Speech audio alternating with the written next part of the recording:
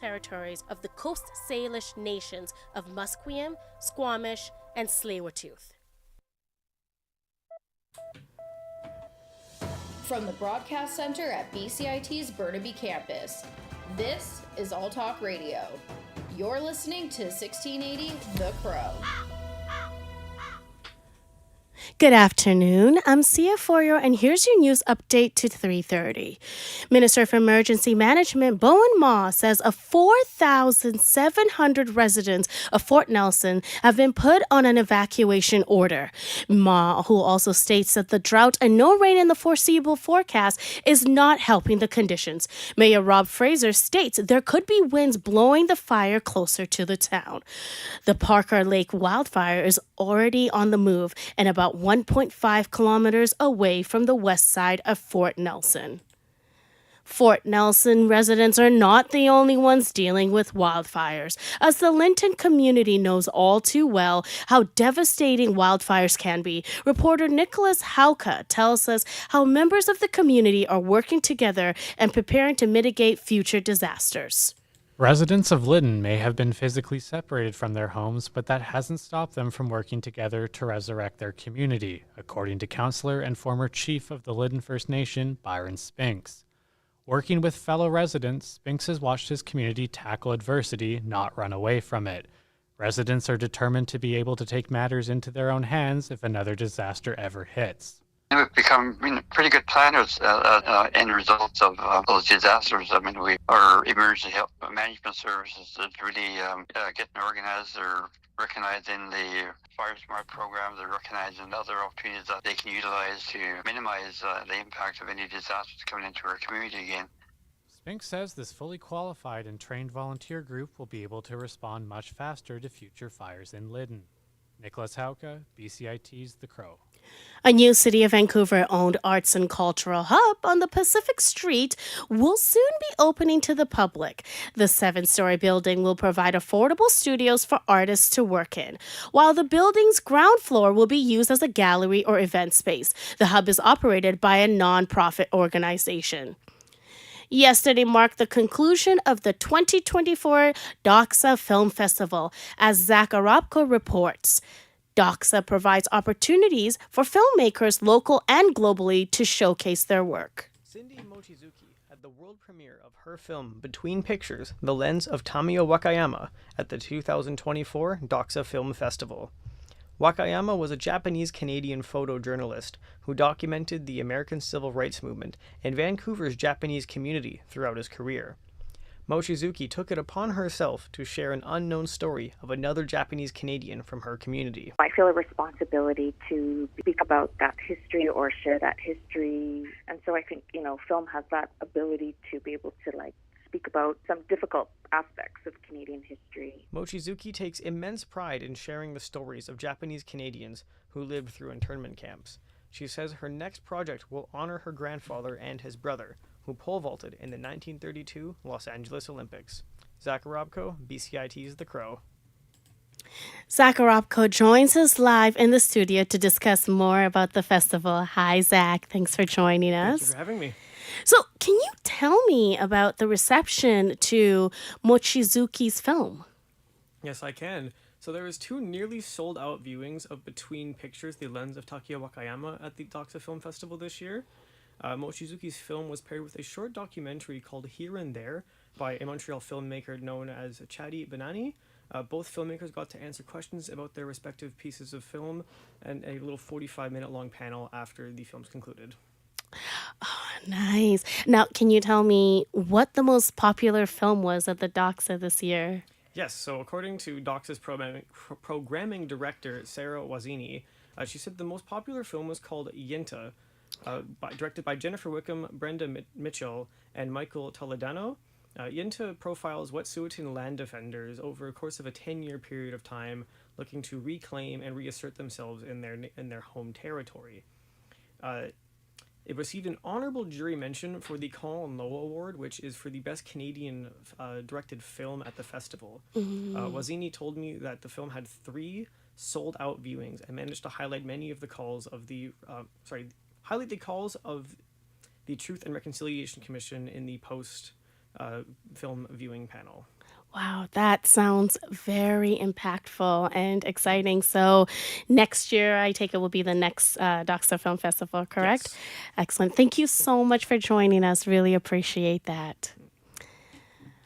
Okay, now on to our very own BCIT Burnaby uses environmentally friendly pest control to manage animals and bugs on campus. Reporter Grace Miller has more on how this unique eco-technique works.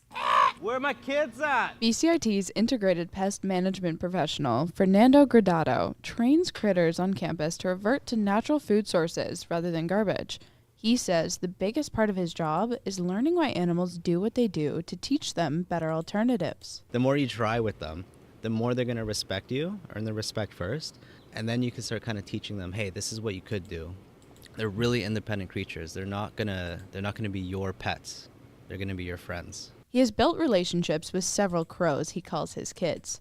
He notes that some have even flown the nest of Burnaby campus in search of better food sources.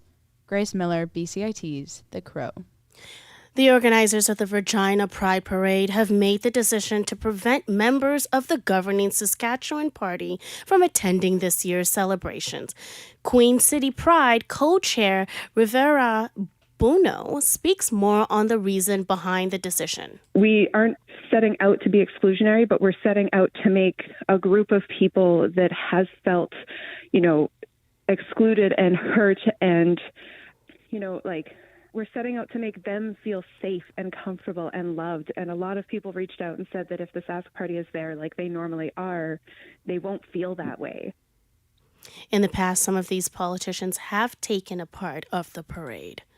A union in Quebec has received approval from the province to represent 200 Amazon workers. Michael Zedenkian of the Canadian Press has more on this. The union says it's the first time in Canada that employees have unionized at an Amazon warehouse. It says workers at the warehouse will hold their first General Assembly to adopt a constitution and bylaws and elect representatives in the coming days. However, Amazon says the company is challenging the Labor Board's decision to certify the union and says it has issues with the union's card check certification, where a union application can be certified without a vote if a majority of workers at the workplace sign a union card. Michelle Zedekian, The Canadian Press. A trend which could make its way to Amazon workers in Metro Vancouver, according to Unifor, Canada's largest union. Bill Gates' former wife has announced that she is resigning from the Bill and Melinda Gates Foundation. This via X, formerly known as Twitter. Alex Stone of CBC has the details. Melinda French Gates says she is resigning as co-chair of the Bill and Melinda Gates Foundation effective next month. Posting on X, French Gates says it comes after critical thought and reflection and that it's time to move on to her next chapter. As part of an agreement, she'll get $12.5 billion to commit to work for women and girls.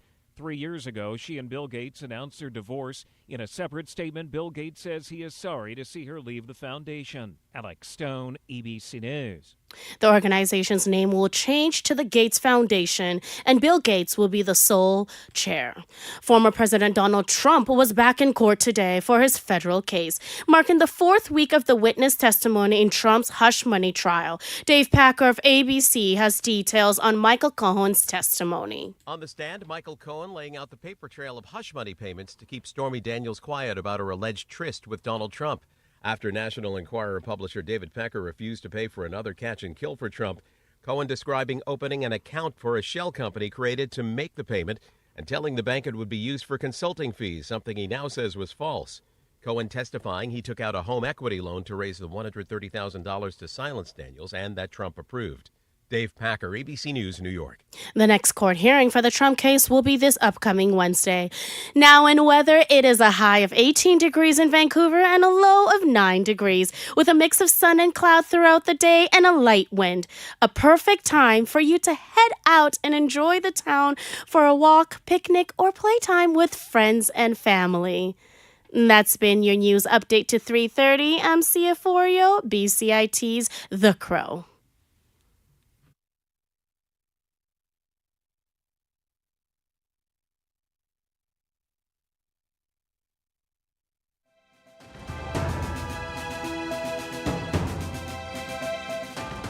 Stay tuned for more on BCIT's 1680 The Crow.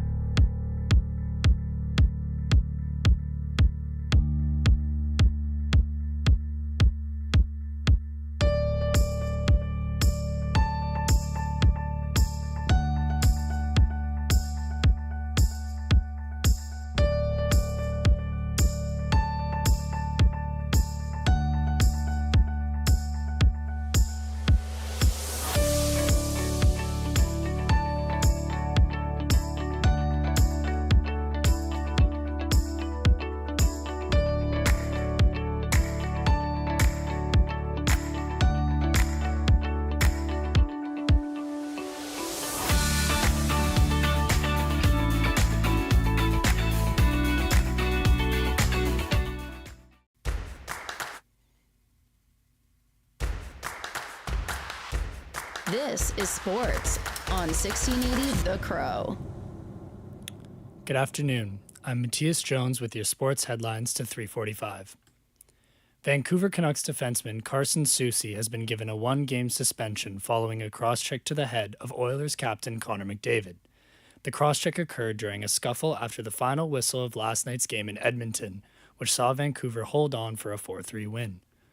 The altercation has resulted in a $5,000 fine for Canucks defenseman Nikita Zadorov, and now the one-game suspension for Soucy. More from the NHL, the playoffs return to action tonight. First, the New York Rangers will look to close out their series against the Carolina Hurricanes in Game 5 of their second-round matchup. The puck will drop at 4 p.m. at Madison Square Garden. At 6:30, the Colorado Avalanche will host the Dallas Stars for Game 4 of their series. The Stars will look to improve to a 3-1 series lead before the series heads home. In women's hockey, Toronto has the opportunity to make the first ever PWHL Championship Series. They play Minnesota tonight in St. Paul as they lead the best-of-5 series 2-0. Toronto has yet to concede a goal in the series. More from the PWHL. Montreal visits Boston tomorrow night, needing a win to keep their season alive. Boston leads the best-of-5 semifinal 2-0 after winning 2-1 in triple overtime in Game 2 on Saturday. Montreal forward Kristen O'Neill discussed how the pressure is on Boston. You know, we are down 2-0 in the series, so we kind of don't have anything to lose at this point. So I think in a different kind of way, it's a great position to be in, so we can kind of wear our heart on our sleeves and just, focus on the moment. Over to soccer. Team Canada has hired a new coach. The men's national team has hired Jesse Marsch as their new boss. He has previously coached English club Leeds United and German club RB Leipzig, among many other professional clubs. The team can now move on from its search for a new head coach and focus on the Copa America tournament this summer. Toronto FC coach John Herdman has spoken out in support of his players following an altercation that occurred on Saturday. Toronto FC lost 3-2 at home against New York City FC. The game ended with an altercation between the two teams that Toronto players say stemmed from an incident in March in New York. They allege that New York's head coach punched a TFC player in the tunnel during halftime. Here is TFC coach John Herdman's comments about the game and the altercations. The honest information that was relayed back from the team and from the young player was that there'd been that altercation. And, that's, as a coach, I've got to believe my players and support and back my players. As the Premier League season approaches its close, the topic of the title winners and Champions League qualifiers remains in question. Liverpool faced Aston Villa in an away match this morning, which ended in a 3-3 draw. Villa's John Duran scored 2 goals in the final 8 minutes of the match to dodge the loss and keep their hopes for Champions League qualification alive. Tomorrow, current title holders Manchester City head to London to face Tottenham Hotspur. City looks to secure their 4th title in a row, and Tottenham looks to remain in the running for a Champions League spot. In the NBA playoffs, 4 teams return to action tonight. The Cleveland Cavaliers will host the Boston Celtics for Game 4 of their series as the 1-seeded Celtics currently lead the series 2-1. Following that game, the Dallas Mavericks will host Shai Gilgeous-Alexander and the Oklahoma City Thunder. The Mavericks currently hold a 2-1 series lead. The Cavaliers and Celtics will tip off at 4 p.m., and the Thunder and Mavericks will tip off at 6:30. Also in basketball, Bronny James, son of LeBron James, has been medically cleared to play in the NBA and is expected to participate in the draft combine this week. James underwent a cardiac event last summer before beginning his college career at USC, so teams were awaiting his medical assessment. James declared for the draft roughly a month ago, which many analysts questioned the decision. NBA supporters will watch closely for what happens with James at the draft, as his future will most likely affect his dad's future in the league. Those have been your sports updates to 3:45. I'm Matthias Jones, and you're listening to BCIT's The Crow.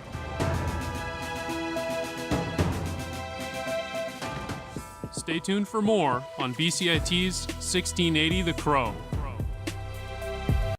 This is 1680 The Crow, and you're listening to our feature presentation.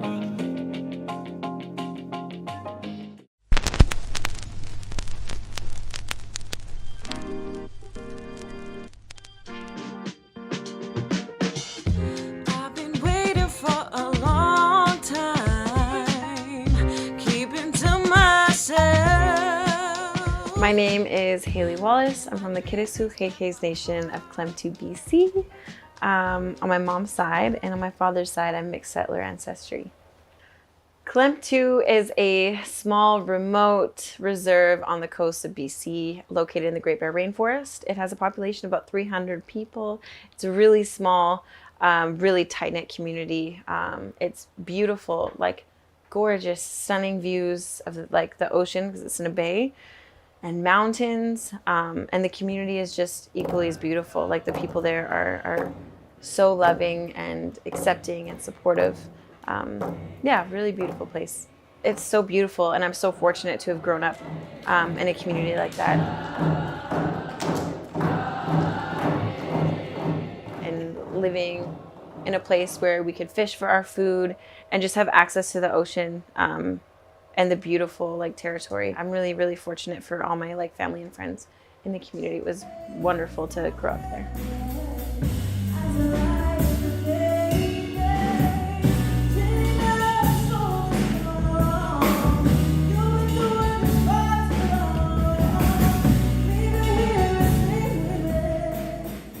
I would definitely thank my dad for getting me into music. I know that he had told me that I've been singing since I could speak. And there was a point where I was quite young. I don't know, maybe 5 or 6 years old. I would come home from school and my dad would ask me about my day, and I would begin to explain myself. And he would say, "Don't talk to me about your day. I want you to sing it to me." So he was always really motivating. When I was 6, it was my first performance ever, and I sang with my dad at a Clemtu Christmas concert, and I remember it so well.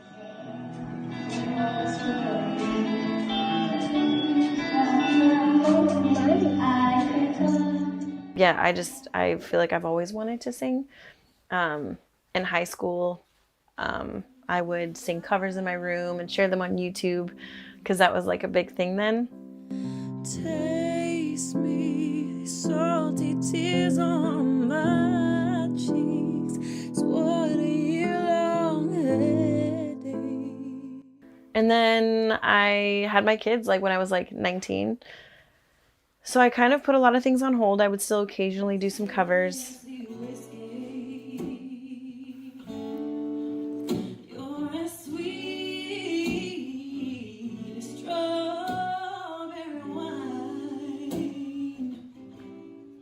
I had realized sort of how I didn't want things to be stagnant. I wanted to make change, and I needed something different, and I needed to challenge myself in other ways.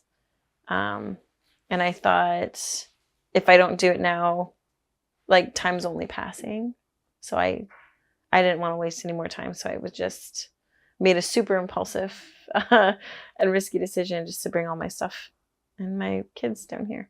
And it's been a wild ride since. So, yeah.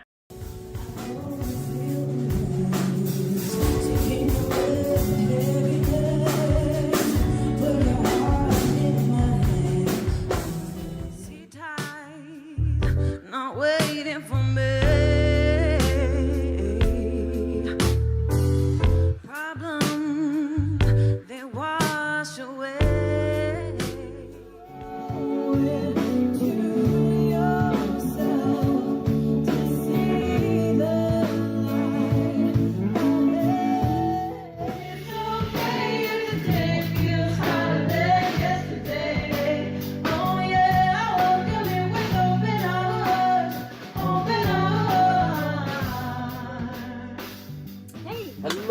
How's it going? Good, how are you? Good. I met Haley at the Circles Festival 2021 at Andy Livingston Park. Well, I was doing production and stage managing, and you could see she was a little nervous to go on stage. And I remember kind of wrangling her to get on stage, and you're gonna be on in 10 minutes, and that classic Haley nervous okay face that I've seen many times now. I first met Mizzy at the Circles Festival, which was actually my first show ever. And I had performed the show actually before I had even released any music. And it was terrifying. And I really, I consider it a really, beautiful connection that was created, because it was probably the only person that had actually offered me any grounding despite not knowing one another. So yeah, that was our first time meeting, and I think I knew right off the jump that this was someone that could be trusted. I've wanted to work directly with Haley for, I want to say, over a year. I would tell my wife, I'd be like, yo, she's got a beautiful voice. And then to go up and watch her perform, not knowing it was her first performance either, I should add that. And her voice was just incredible.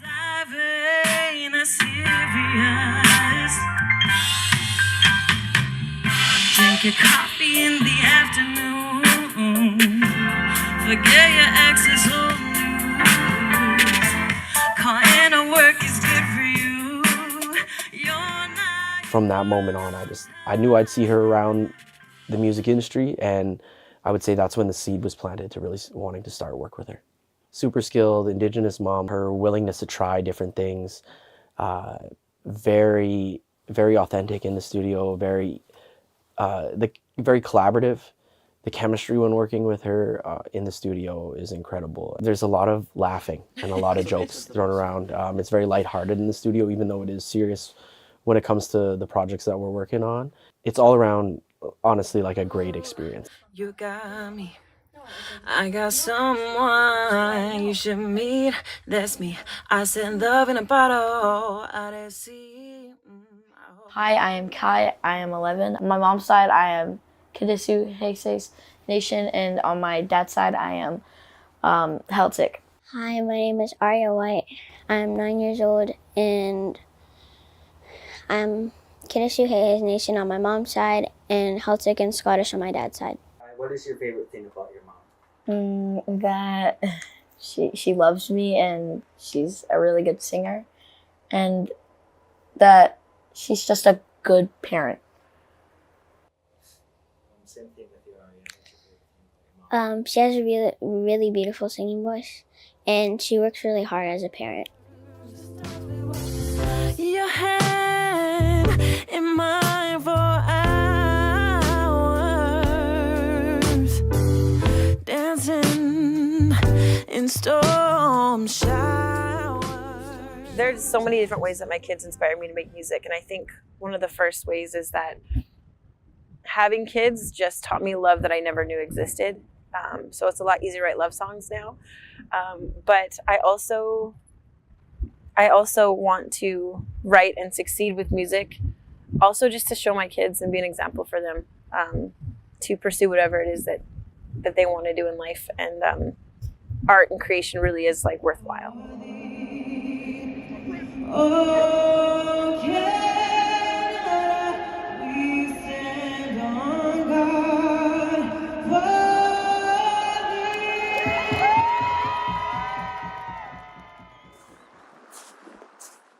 I like to come to this beach because it provides me with connection. I feel extremely connected to the ocean because I grew up in a coastal community.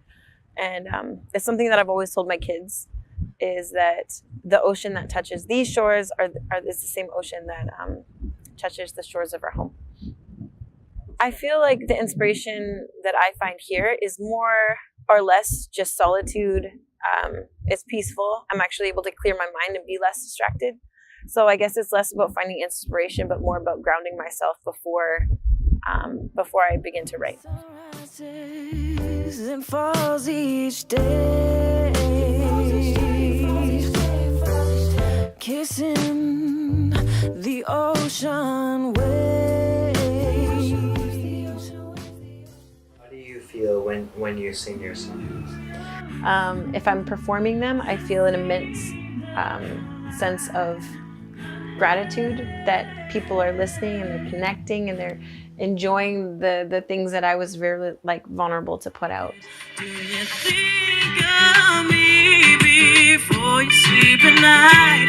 Do you think of me when you see the morning sky? 'Cause I think of you, you're always on my mind. I would say, honestly, starting a music career in Vancouver, the Indigenous music community is so unbelievably welcoming. I would say that my biggest, probably my biggest challenge was navigating how to do music while being a full-time mom, working full-time, and having work and, mom life balance. And on top of that, trying to carve out time to create music and sort of do that part for myself. I think that was the biggest challenge. So let's take that drink, put it in the kitchen sink, wipe the makeup off your face, girl, it's gonna be okay. I think the scariest thing and the biggest culture shock about moving to Vancouver is the loss of community. Again, like just having a community of 300 people just there for you all the time. You guys have your routines, you say hello, you go for dinner, you go to community events, and everyone supports one another. And just having that shift and moving to the city, that where you feel more alone, yet you're surrounded by so many more people. That was probably the hardest thing, was like not having my community.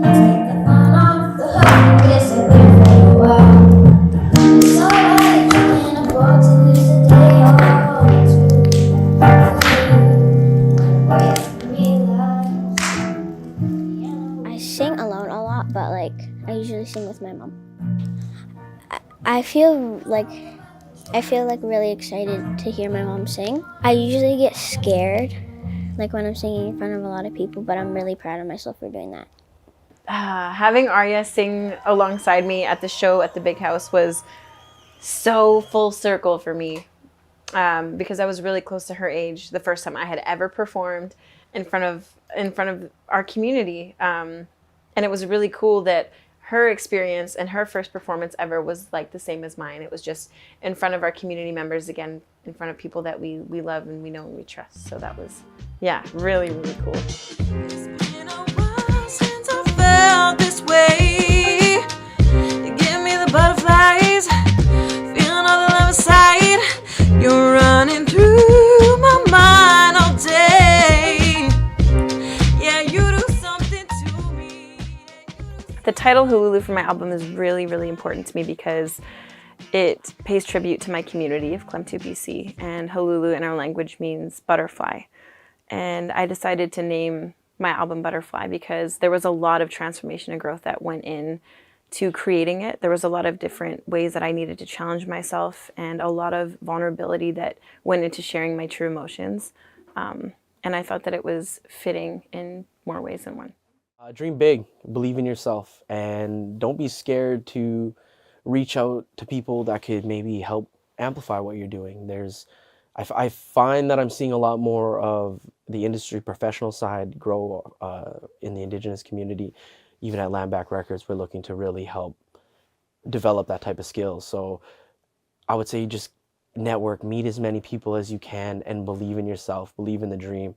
Challenge yourself to be uncomfortable, because that's where the magic happens. As if you're a little bit uncomfortable and you have to adapt and shift. But also, ultimately, I think the most important thing is to, like, and this is going to sound so cheesy because I feel like everyone says it, but genuinely, like, believe in yourself and believe that what is inside you is enough and more than enough for you to share with the world. Do you plan on one day going back to Klemtu? I do. I do want to go back to Klemtu one day. Yeah. There's like no chance in the world that I would live here forever. There's no way. I have to be home. And I think once I feel like, my work is done and I have more to offer and give back to my community, I think that's when I'll go home. Like the sun is mine. Been trying to see the truth, but they say that love is blind. Waiting to find you, but all I do is run and hide. But when I think of you, I finally become alive. A lot of pain in the things I've said, but you never really care, so I sing instead. But in time we find these are the gifts you get. When the caterpillar rises, the wings will spread. Now I'm free to be a queen and explore my truth. The more I love, the more I do. Bored I was, ignore my views. A new self is born, transformed and grew. The shores I knew was a hidden passage, young and free. I was different back then. Here in the future, I'm living and laughing. I'm ready to fly. I know my spirit is magic.